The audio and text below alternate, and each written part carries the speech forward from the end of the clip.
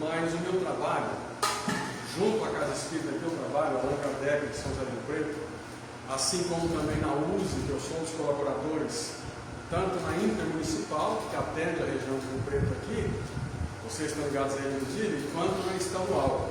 É exatamente evangelização espírita infanto-juvenil. E agora também temos um trabalho junto com o Departamento de Mocidade. Por quê? Bom, eu estou com 65 anos de idade. E a minha previsão é só mais 55 aqui na Terra. E quando eu me for, quem que vai continuar o trabalho lá do Kardec ou de tantas outras casas espíritas? Ou seja, nós temos que trabalhar e capacitar os nossos continuadores. Assim como a gente faz na família, né? A gente fala que um casal sem filhos, o casamento nem dura tanto. Eu tenho alguns exemplos de pessoas que não quiseram ter filhos, não por problemas, mas por decisões, e tempos depois o casamento ruiu, porque não há continuidade. E não havendo continuidade, a vida, por mais que a gente viaje, tenha vida intensa, fica monótono. Eu estou com uma neta de 18 anos e ela fez um pedido recentemente. Minha casa tem uma piscina, com aquecedor, e o aquecedor começou a furar a parte de placa lá em cima. Eu desliguei. Eu quero um presente de Natal, dia 18 de aniversário, dia 18 de aniversário dela, 18 de abril. Que presente, minha? Conserva o aquecedor, eu quero trazer meus amigos da faculdade para cá. Eu não sei quantos, mas ela tem 2 faculdades, né? Está fazendo 2 faculdades, quer dizer, são pelo menos 60, 70, 80 amigos. A casa vai ficar pequena, embora eu tenha uma casa grande. Mas a gente vê que estamos continuando nos filhos e nos netos a nossa jornada terrena. Não só sob o aspecto hereditariedade, mas também sob o aspecto continuidade de uma vida bacana. Até existe um ditado muito antigo que fala que o homem, para ser completo, quando fala homem ou mulher também, obviamente, né? Precisa de 3 coisas: plantar uma árvore, né? Escrever um livro e ter um filho. Claro, isso é lindo, maravilhoso. Só que, por exemplo, eu já tive chácara, tenho uma casa de quintal grande, minha avó foi dona de chácara, meu tio dono de sítio, e plantar uma árvore não é bem assim não, né? No mínimo que a gente tem que fazer é fazer a cola e jogar uma semente. Ou então você pode colocar uma muda. A árvore está ali. Só que tem um detalhe: pelo menos nos primeiros anos é importante regar, é importante estaiar. E até eu fiquei sabendo agora que aquele pau que a gente coloca na muda, sabe como é que é o nome daquilo? Tutor.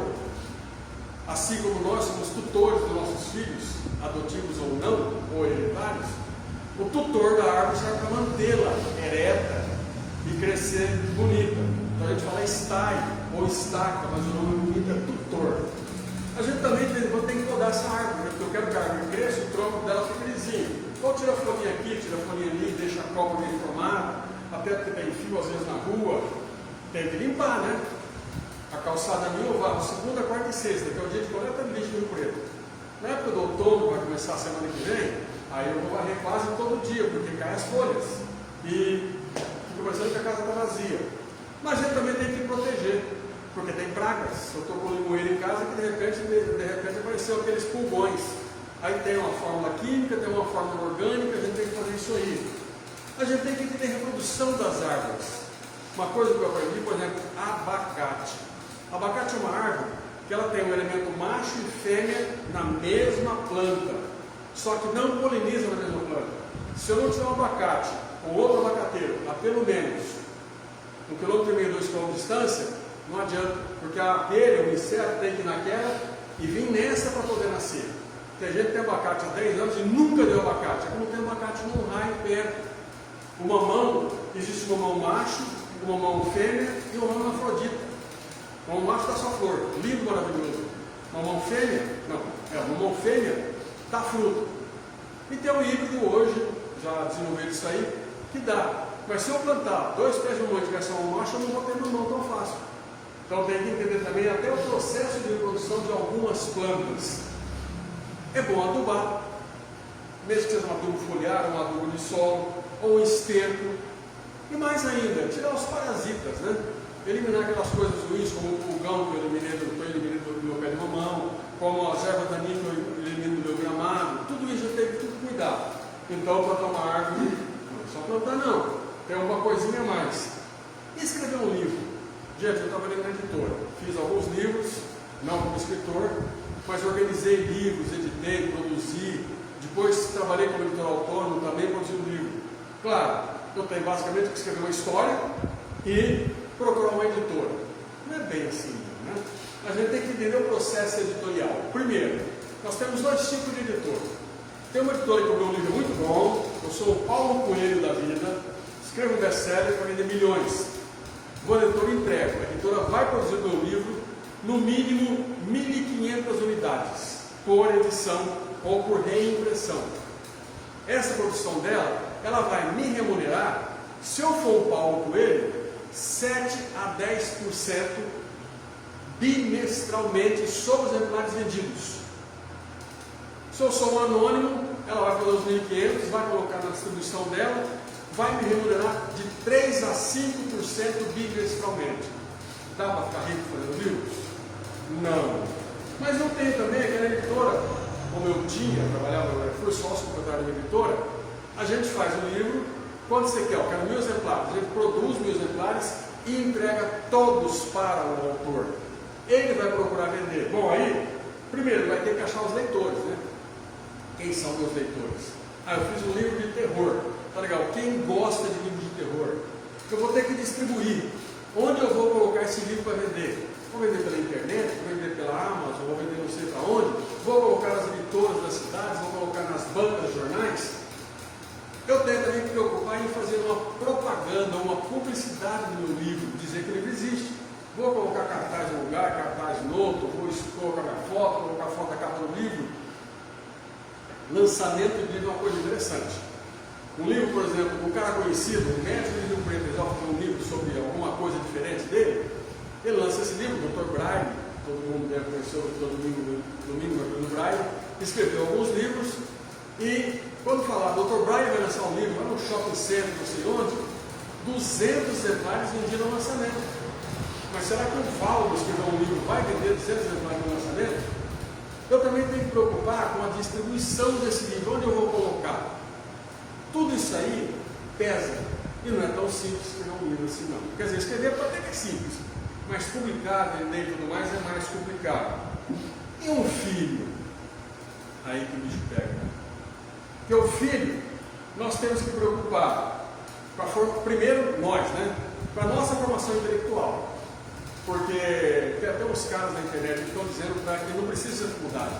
Vende suco no semáforo. Tá legal, quanto tempo eu vou demorar para fazer uma carreira? Mas é bom preocupar com a formação intelectual, fazer uma faculdade, conseguir um bom emprego, passar no concurso. Também é bom eu ter uma estabilidade financeira, para só então começar a dar paquerada, namorar, ficar noivo, que hoje em dia o pessoal pula essas etapas todas, né? Casar e gerar um filho. Ou eu posso, como casal, adotar um filho. É mais fácil que eu pego uma criança de 11 anos, passei aquele processo de puericultura, nem passei mais, já adotei pré-criado já. Só que aí pode ter vindo com uma educação que não é compatível com o meu comportamento. Vou ter que me preocupar com um monte de coisa. E mais ainda, tem um negócio que eu falei agora há pouco chamado puericultura. Eu fui aprender isso quando eu tive meu filho. Puericultura é o estudo das condições para a criança crescer saudável. Vestimenta, cama, conforto, alimentação, todo esse processo. Então, quer dizer, eu tenho que me preocupar, só que não vou adotar, então eu tenho que me preocupar com a gravidez. E é bom que a mãe faça pré-natal, e é bom que o pai acompanhe o pré-natal. A gente tem que estudar a puericultura quando a criança chega, porque a gente não tem tanto instinto assim. Nem toda criança pega o seio e sai mamando. Nem toda mãe tem essa capacidade de doar o leite materno sempre. Nem todo pai, eu passei por uma situação, porque quando eu tive meu filho, eu estava viajando, trabalhando, nasceu o filho, eu demorei 4 horas para chegar em Rio Preto. Cheguei em Rio Preto, já tinha nascido, meu pai já estava lá, minha mãe, o sogro, todo mundo. O médico chegou, veio a criança, veio o pediatra, ele me ouviu e falou assim, pode pegar que eu não quero, não é seu. E eu Peguei o Vinícius, segurei, com todo aquele cuidado, aquele pacotinho bonitinho. E como diz o Hermínio Miranda, se não me engano, Deus nos entrega um serzinho sem moral de instrução, sem certificado de garantia, sem devolução e quase que sem assistência técnica. Tá? Não dá para trocar peça nele, não. Vem com defeito, vai ter que aguentar um trampo ou corrigir alguma coisinha aqui e ali. Mas aí eu cheguei em casa no dia seguinte, fui lá. Quando foi lá pelas 11 horas da manhã, cheguei na sogra. Vim dar banho no neném. Falei, eu já dei banho. Mas você sabe dar banho? Eu aprendi hoje. Eu e ele aprendemos junto. O médico falou que não quer, que é meu filho, eu dei banho. Você não pode fazer isso. Eu falei, agora já foi. E eu vou dar banho nele, acabou. Pronto. Né? Eu fui corajoso, nem todo mundo tem essa coragem. O pai morre com medo de pegar o filho. Espera um pouquinho, espera ficar mais domingo, né? Mas a gente tem que preocupar também com a formação física. Alimentação, todo o processo, a formação cultural, ensinar coisas boas, hoje fugir das telas, aprender, vendo livros infantis, e a literatura espírita tem livros infantis maravilhosos com todos os temas possíveis, inclusive o livro do Espírito para criança e o livro do Evangelho para criança. Eu tenho que preocupar com a formação também educacional. A criança tem que aprender em casa, bom dia, boa tarde, boa noite, muito obrigado, um feliz dia para você, tem que ter educação não só com a gente, com os avós, mas com todo mundo na rua. Nós temos que também preocupar com a educação moral e ética dessa criança, para que ela faça aquilo que eu gostaria que os outros fizessem comigo. A lei do retorno existe.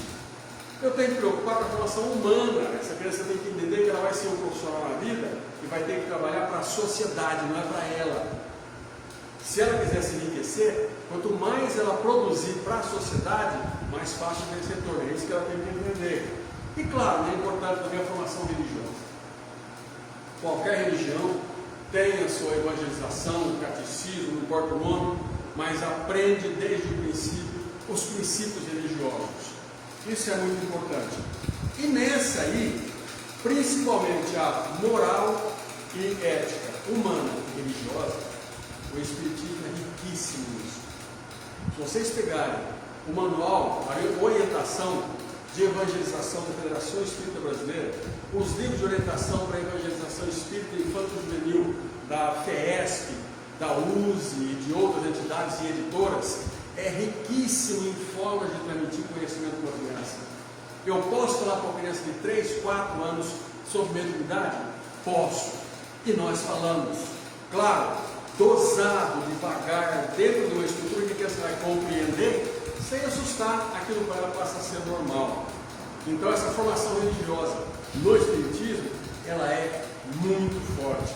E os órgãos, como o USE, como o FEB, têm um trabalho de capacitação de evangelizadores maravilhoso, para as crianças nossas, lá na frente, serem os nossos continuadores. Hoje no Kardec nós temos aproximadamente 60, 65 evangelizadores. Metade deles passou pela evangelização ou mocidade do próprio Kardec. Eu, embora seja de Pó de Faria, não tinha evangelização no meu tempo em todas as casas espíritas. Quando eu mudei para Rio Preto, eu vi que tinha algumas casas que tinham.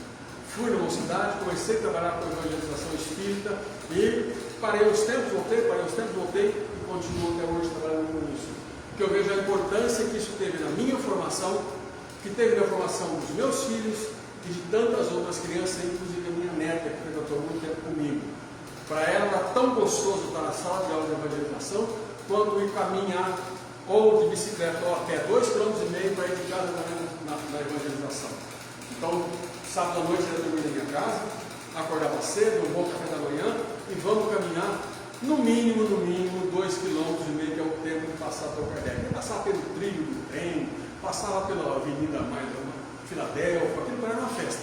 E depois de bicicleta mais ainda, né? Mas na sala de aula ela se sentia muito bem, ela gostava de estar com os colegas, aprendendo com a tia, falando, e ela chegava e contava para os pais tudo que ela tinha aprendido. E isso deu para ela uma formação muito boa.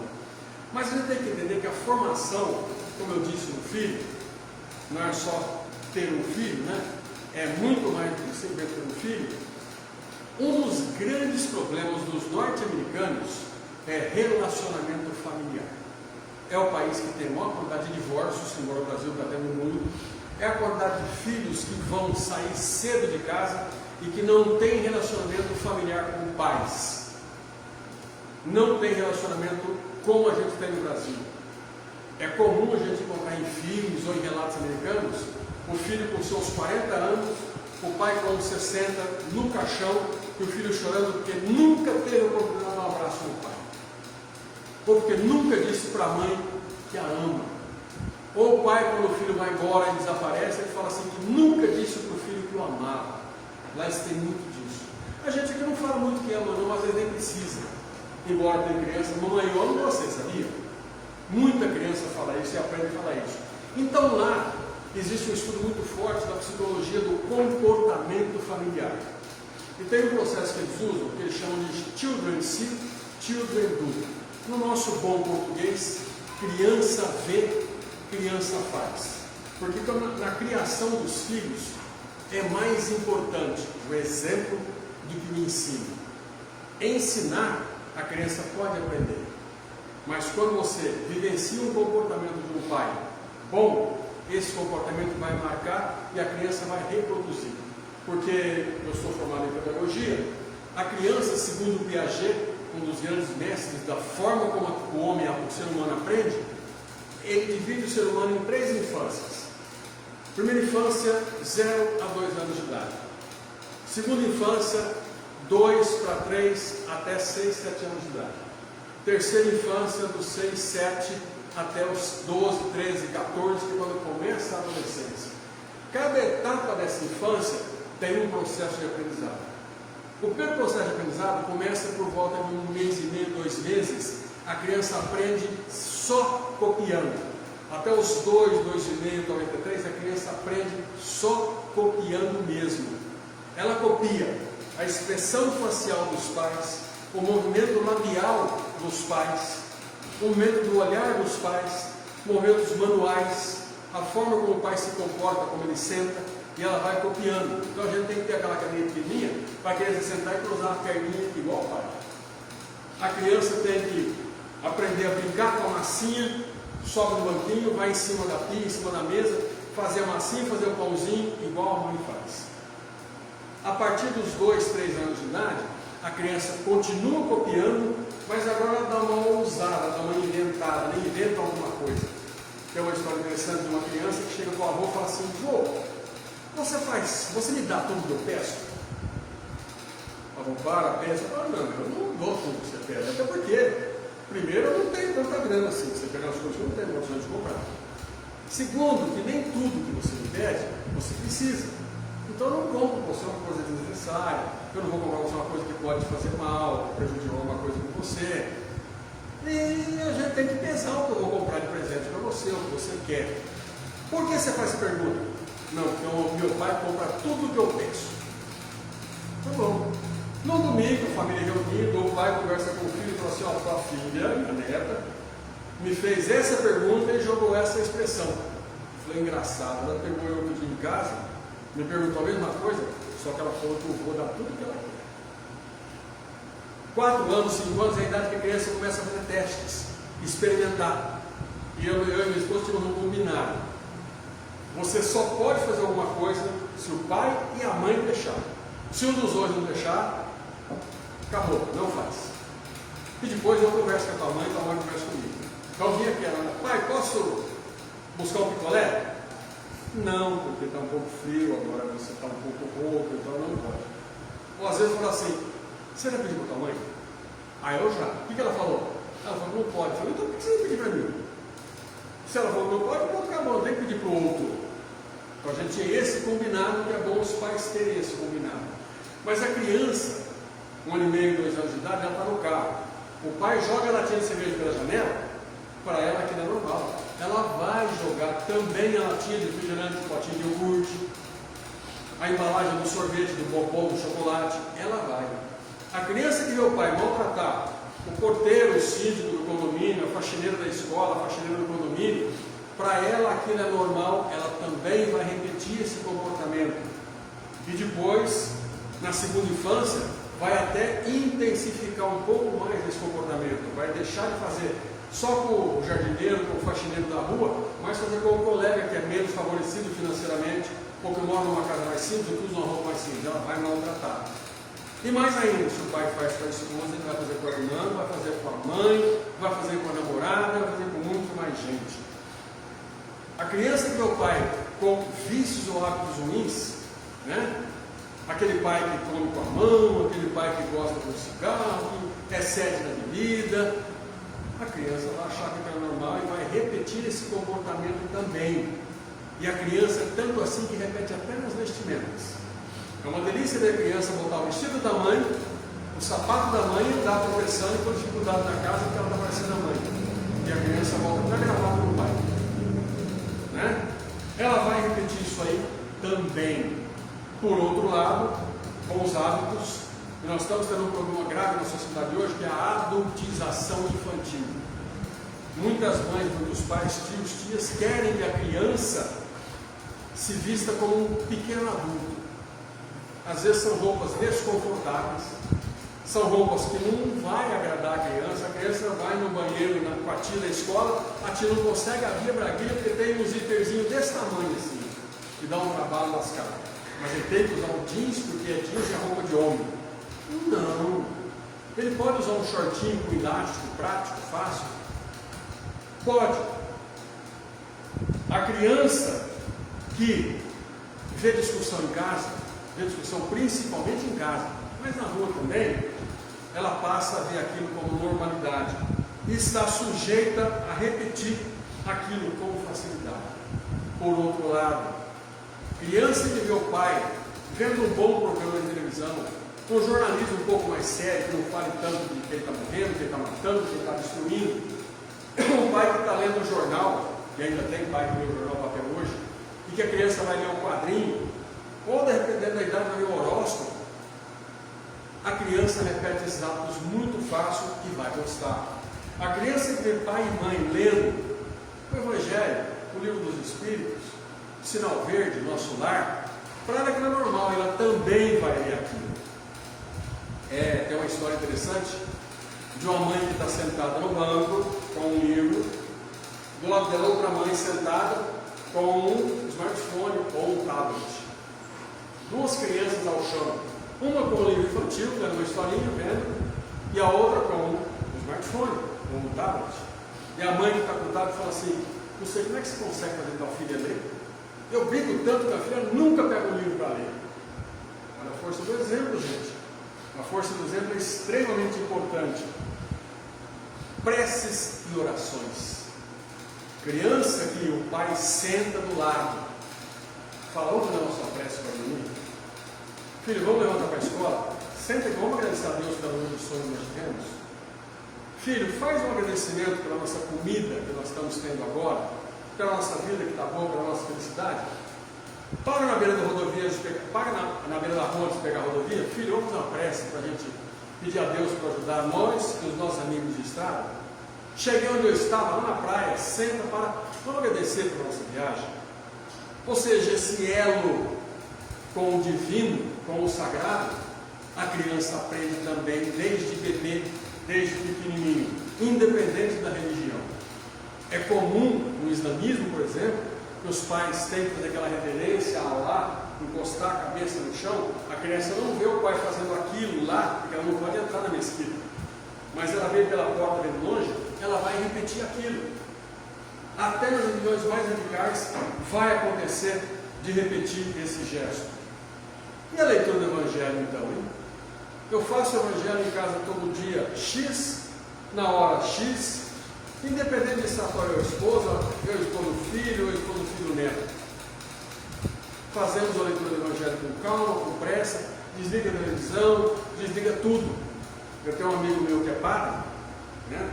É interessante porque uma vez ele falou sobre a leitura da Bíblia, a união da família. Era dia de São José, e ele chama-se José, numa igreja bem afastada do centro da Rio Preto. Ele falou assim: vou dar uma sugestão para vocês. Escolhe um dia da semana para fazer o jantar da família. A mãe prepara aquele cozido legal, a mãe prepara aquela lasanha, a mãe prepara um dia qualquer. Pode ser uma quarta-feira, um domingo, sábado, não importa. Um jantar legal. Mas aí, senta todo mundo à mesa. Desliga a televisão, desliga a rádio, desliga a campainha, desliga o celular. Se quiser dar uma lidinha no versículo da Bíblia, faz um breve comentário, agradece a Deus pela comida, e aí começa a perguntar. O pai pergunta como é que foi a semana, ou o dia do filho, pergunta como é que é isso, prepara aquele arroz com frango, aquele macarrão com frango delicioso, e aí o filho fala assim, ele disse, se quiser me convidar, eu vou lá. Por quê? Aquele congraçamento, e em casa é interessante, a turma nossa gosta de sentar à mesa no domingo. Domingo vem para casa, todo mundo, a comida é colocada, um coloca um copo, coloca um prato, coloca uma panela, um coloca outra coisa, senta todo mundo. A gente não faz, né? Raramente alguém fala, nossa, obrigado Senhor pela comida. Menor que costumam falar muito isso. A gente não faz tanto isso não.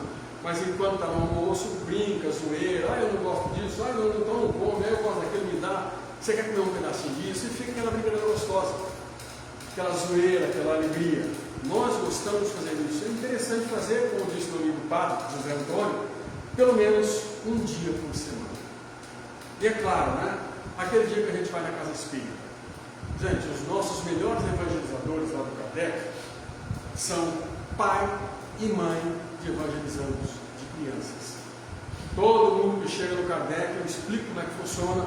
Funciona assim, assim, assim. Eu falo 5, 10 minutos explicando como é que é o processo. E depois faço até uma dica. Na hora que você for para casa, já pergunta o que foi falado na aula, comenta sobre isso. Ou seja, estica a nossa aula no caminho de casa. E é claro, né? Depois eu faço aquela pergunta: e que tal se você se tornar evangelizador? Primeira resposta: eu não sei se eu tenho jeito. Bom, você não sabe ou você não tem? Não, eu não sei, então vamos experimentar. Ou então Deus fala assim: eu não tenho jeito para isso. Você tem certeza? Você já experimentou? Vamos experimentar? Claro, não vou forçar ninguém, mas invariavelmente, domingo passado, um casal não sabia nem como é que era, e ele falou: nossa, o negócio aqui é bem organizado, né? Vocês são caprichosos. Mas eu sou católico, estou vindo pela primeira vez aqui, porque uma amiga minha recomendou que a gente não está crescendo nada naquela religião, a gente veio para cá e falou: como é que faz? Queremos conhecer. Olha, eu sou professor de História e Geografia. Eu quero sim, mas espera eu começar a entender como é que é o Espiritismo. Não tem importância, eu não tenho pressa. Não temos pressa. Provavelmente aquele professor e a mulher, que é professor do ensino primário, provavelmente vai dar certo. Por quê? Está vindo pai e mãe, está vindo os filhos, com dupla missão: aprender e ensinar. Que a gente fala muito que a doutrina espírita é a doutrina do aprendizado. Muita gente, eu conheço gente que vem à palestra, senta na palestra, existem até aqueles que ficam sentados na palestra com o smartphone, vendo mensagem do WhatsApp, vendo Facebook. Muitos, não é um não ou dois, o Kardec tem 500 lugares. Ele mexe, eu estou vendo um. Ou então aquele pai que não quer deixar a criança ir para a evangelização, porque a criança não quer, mas a criança vai incomodar, então vai dar desconto para a criança. E aí a criança liga o volume, o pai baixa o volume, ele vai perder parte da palestra cuidando do filho. Nós somos a doutrina do aprendizado. Muitas e muitas casas têm cursos e mais cursos. Hoje você vê pela internet, casas e casas espíritas dando curso EAD. Até o ESD, né, que é ensino sistematizado da doutrina espírita, também existe ainda a modalidade online, vamos dizer assim. Então nós temos que aprender cada vez mais, sempre. Agora, quem que é aquela criança, o nosso filho que está indo na evangelização? Primeiro, temos que entender isso. Ele é um espírito milenar. Segundo o livro dos Espíritos, alguns espíritos já passaram por mais encarnações do que os pais e os avós. Ele está em estado infantil, mas ele já tem uma personalidade pronta. No início dos processos educacionais, lá no século XVII, a criança era chamada de tábua rasa. Achava que a criança vinha com zero de conhecimento. Essa criança não sabe nada, ela vai ter que aprender tudo ao longo da vida. Mas, gente, Franz Liszt tocou piano pela primeira vez com 5 anos de idade, sem nunca ter tido um professor. É comum criança de 3 anos de idade falar 2, 3 idiomas. Tábua rasa? Não. Ela vem como um aprendizado. A pedagogia não sabe de onde que vem. mas nós sabemos. Essa personalidade da criança está pronta. Ela só tem que ser aparada, que ela vem em um cubo, né? A gente tem que aparar as arestas e deixar ela mais redondinha, o máximo possível, para conviver melhor com a nossa sociedade.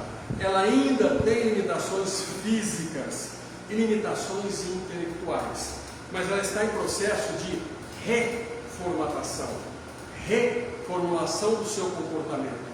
Não é só formação, não. Ela tem comportamentos variáveis. Primeiro, que são ditados pela própria personalidade. Segundo, que são ditados pela visualização e cópia daquilo que os pais e pessoas mais próximas fazem. E terceiro, pelo próprio aprendizado que eu vou passar para ela. Filho, isso aqui faz desse jeito. Filho, isso aqui faz desse jeito. Hoje até kits pequenininhos sempre tiveram na kit de ferramentas infantis. Tem o morcinho, o martelinho, para quem quer bater o dedo, não vai nem machucar. Então, a gente consegue ensinar para a criança um monte de coisas.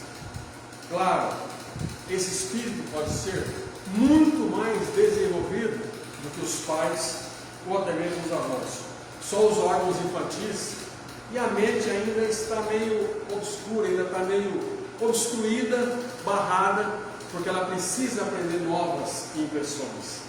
Bom, a importância, segundo o Livro dos Espíritos, questão 383, a criança precisa passar pelo processo da infância para que se aperfeiçoe, conheça essa nova etapa que ela está vivendo, que muda.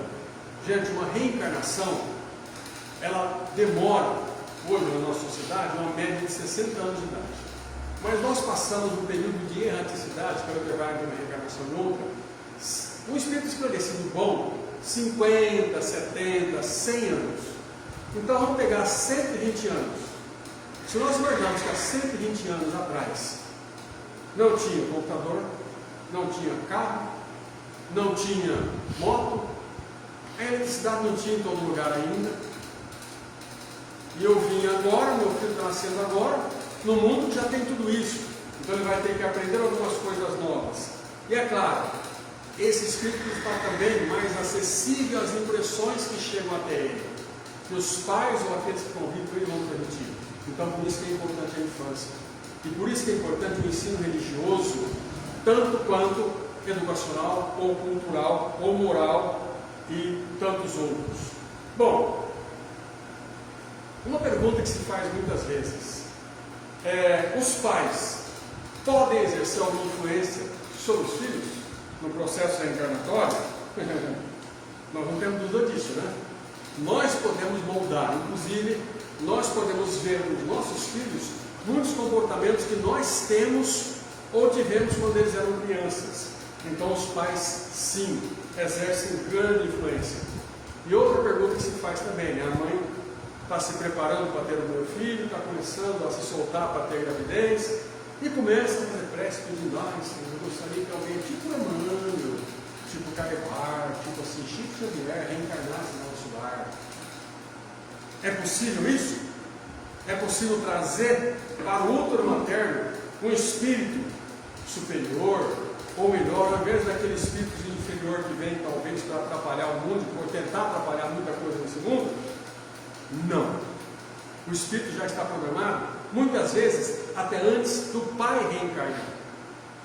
É comum a pessoa reencarnar agora, sabendo que daqui a 40 anos, ela vai ter um filho, e esse filho está aqui do lado dela, porque foi um irmão que ele desencaminhou, foi um amigo que ele atrapalhou a vida, foi um pai que ele estragou, foi o próprio filho que ele também destruiu. Mas o que pode acontecer é que com a prece e a aproximação de espíritos bons e afins, melhorar aquele espírito que está no útero materno e tornar ele mais suscetível às boas impressões. Então pode sim não trocar o espírito. Ah, tira esse cara aqui que não presta, coloca o Chico Xavier no útero dessa mãe. Não. Mas pode melhorar sim a chegada desse espírito. E é claro, né? A gente tem que pensar em principalmente trabalhar a criança junto com Deus, junto com Jesus. Vou fazer mais para frente uma palestra, mas eu gostaria muito, talvez na próxima ou na outra vez que eu vier aqui, eu gosto de falar muito sobre o capítulo 14 do livro dos Espíritos. Honrai vosso pai e vossa mãe. Esse capítulo, ele é muito importante, porque ele não só trata do honrai vosso pai e vossa mãe, que é o quarto mandamento da lei de Deus, que Moisés recebeu. E Jesus falou da família, falou quem são meus filhos, quem são meus irmãos, quem são meus pais. Eu gostaria que você atendesse com atenção esse capítulo. E mais ainda, ao final desse capítulo, no último, Instrução dos Espíritos, tem um trecho de Santo Agostinho. Santo Agostinho foi alguém que trabalhou muito família, trabalhou muito união das pessoas, a vida toda. Tanto, por exemplo, escolas de formação dentro da área católica são chamadas escolas agostinianas, que utilizam a metodologia de ensino que Santo Agostinho começou lá atrás, alguns séculos atrás. E ele fala da ingratidão dos filhos para com os pais, que vai acontecer, em maior ou menor grau, em maior ou menor intensidade, e principalmente na adolescência. É a chamada aborrecência. É a idade que os filhos começam, 13, 14 anos, a se rebelar contra os pais. E aí tem uma pergunta dos Espíritos: essa idade é o espírito que se modifica? Não. Assim como lá no útero materno eu melhorei um pouquinho esse espírito que veio para cá, tornei ele mais harmônico com o nosso propósito, pela prece, pelo pedido, pelo amparo, pelo ensino, porque antes da criança se ligar ao feto, ela já está recebendo as impressões maternas e paternas, principalmente maternas. E, claro, se ela teve uma primeira infância, segunda infância, terceira infância, bem orientada, bem trabalhada nos ensinamentos cristãos, essa rebeldia na adolescência tende a ser menor. Mas é comum a criança frequentar a evangelização o tempo todo. A hora que chega a hora dele para a mocidade, aos 14, 15 anos de idade, ela fala assim: eu não acredito em Deus. Eu só acredito em Deus se eu estiver passando na Praça da Matriz, der um raio, descer e falar assim: eu sou Deus, espera uma coisa que eu te dou. Fala uma coisa que eu te conto. Pergunta uma coisa que eu te explico. Senão eu não acredito em Deus. Foi uma garota do centro outro dia, ela falou: não, eu não acredito em Deus. Eu falei: eu também não. Como assim? Eu não acredito em Deus que você não acredita. Eu falei: vamos pensar numa coisa. Se eu estiver pensando com Deus materialmente, está errado. Eu não posso pensar com Deus algo ligado à matéria. Eu tenho que pensar como Deus algo além da matéria, e mais ainda, além da origem da matéria. Pronto. Quando eu penso nesse Deus, que como Criador, Deus não criou nós à imagem e semelhança. Isso é uma metáfora bíblica. Deus criou as leis, as regras físico-químicas e biológicas para que os seres tivessem condições de nascer, crescer, reproduzir, evoluir. Ele criou as leis e as leis são imutáveis. Eu brinco dizendo o seguinte: no século XV, um cara chamado Isaac Newton estava debaixo de uma macieira, caiu uma maçã, não sei se na cabeça dele, do lado dele, e falou assim: por que a maçã caiu? E aí estudou a velocidade que a maçã cai, o peso da maçã, por que ela cai, como ela cai, e escreveu a lei da gravitação universal dos corpos. Uma lei maravilhosa, que fala o seguinte: os corpos se atraem na medida inversa do seu tamanho e direta do seu tamanho e inversa da sua distância. Olha que coisa maravilhosa. Isso quer dizer, quanto maior o corpo, maior a atração. Quanto menor o corpo, menor a atração. A Terra tem 40 mil quilômetros de diâmetro. A maçã tem 20 centímetros de diâmetro. Então a Terra atrai a maçã por uma lei universal. Antes de Newton, a maçã caía para o lado? Ou caía para cima? Não, essa lei sempre existiu. O pessoal descobriu, escreveu e falou: ó, gente, a lei é essa aqui. Assim como tantas outras leis que tantos cientistas. Então, eu tenho que pensar como Deus metafísico, além do físico. Existe, vou fazer uma brincadeira agora, né? Dizem que na Bíblia está escrito assim: Nenhuma folha cai de uma árvore sem o consentimento de Deus. Já ouviu falar disso? Está na Bíblia? Não. Nunca esteve na Bíblia essa frase. Essa frase está no Alcorão, que é o livro sagrado dos muçulmanos, e nem está escrito assim. Está escrito que nenhuma folha cai de uma árvore sem o conhecimento de Alá.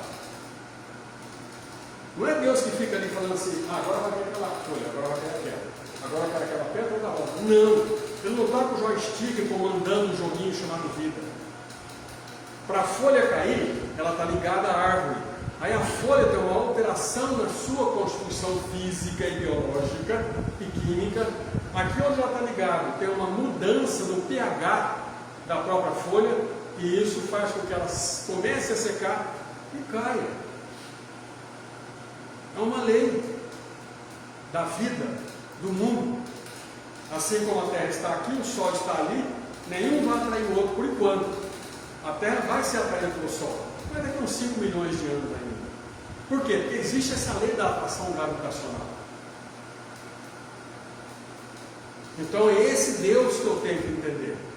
Quando eu acabei a explicação, eu falei assim, nossa, eu não tinha pensado nisso, né?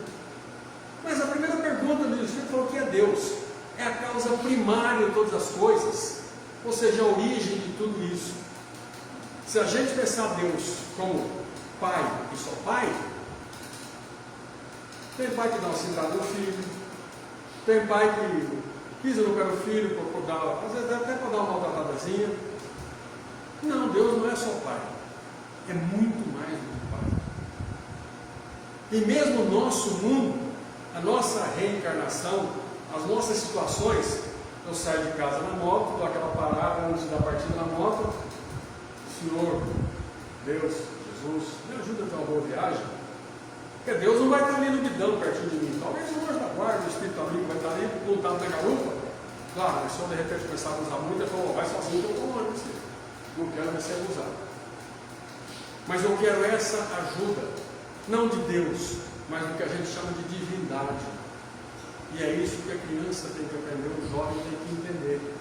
Para que quando chegar nessa etapa, eu tenho até um livro interessante que eu recomendo para todo mundo que está com filho adolescente, leia o livro de Richard Simonetti, Não Pise na Bola. É um livro que trata sobre essa relação dos pais com os filhos, da pré-adolescência até a idade adulta, que ajuda os pais a entender o comportamento, se comportar e educar os filhos. Então, gente, é extremamente importante. E, finalizando, tem um trecho do livro chamado Curso de Preparação para Evangelizadores, da editora Aliança. São vários autores.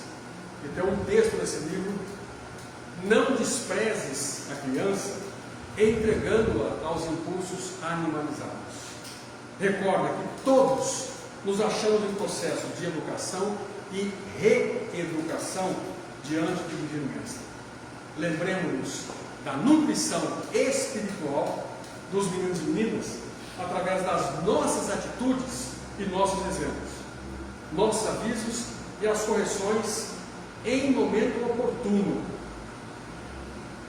De vez que desamparar moral e religiosamente a criança nas tarefas de hoje, será condená-las ao menosprezo moral de si mesmos. Vamos cuidar das nossas crianças, nossos espiritinhos reencarnantes? Obrigado, gente. Uma boa semana para vocês.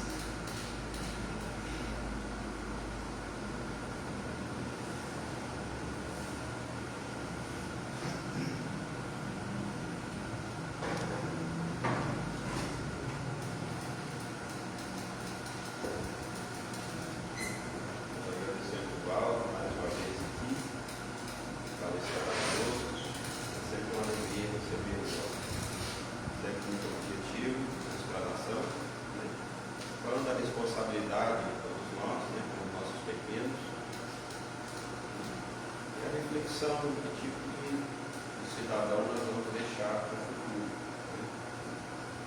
Então, os pais têm uma missão muito importante em melhorar esse espírito sobre a sua tutela, que veio numa condição de fragilidade no início, bastante moldável, chega na adolescência e aí então o espírito assume literalmente a sua personalidade. Há muita coisa que pode ser melhorada nesse espaço do tempo, principalmente pelo exemplo. Nós vamos fazer uma oração, os passos, depois tem um chá lá no fundo para todos nós.